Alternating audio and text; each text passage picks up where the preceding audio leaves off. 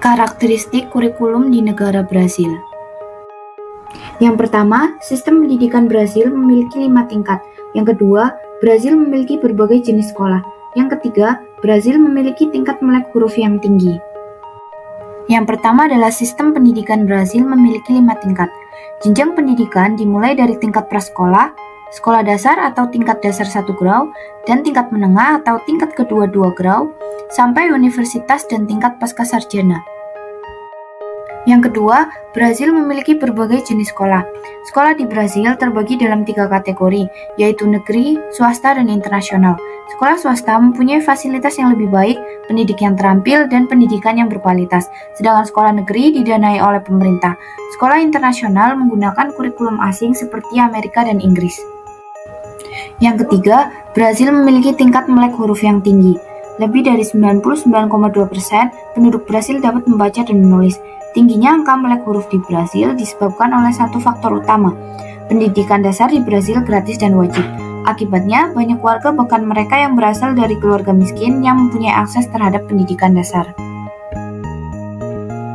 Struktur pembelajaran matematika.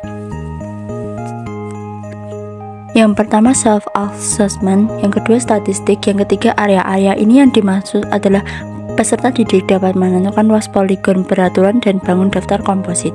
Yang keempat volume, yang kelima surface area, yang keenam trigonometri, yang ketujuh statistik probability, yang kedelapan algebra formula, yang kesembilan koordinat geometri, dan yang terakhir exam.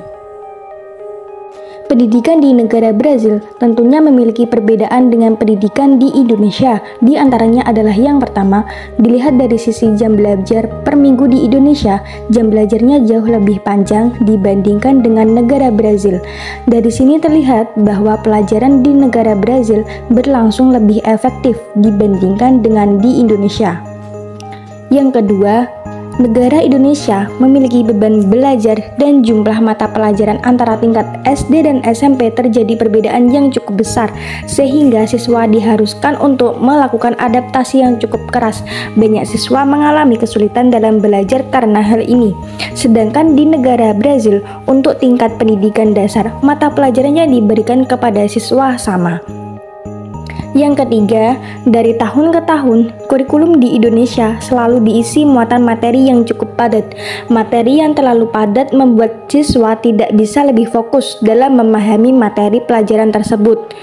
Nah, untuk pendidikan di Brasil menerapkan kurikulum yang lebih sedikit muatan materi dan alokasi waktu pembelajarannya. Setelah kita mengetahui perbedaan pendidikan di negara Brasil dan di negara Indonesia, kita bisa mengimplementasikan beberapa hal untuk diterapkan di pendidikan di Indonesia, yaitu tidak menerapkan kurikulum yang terlalu padat materi dan alokasi waktu pembelajarannya, sehingga siswa lebih banyak waktu untuk benar-benar memahami materi tersebut.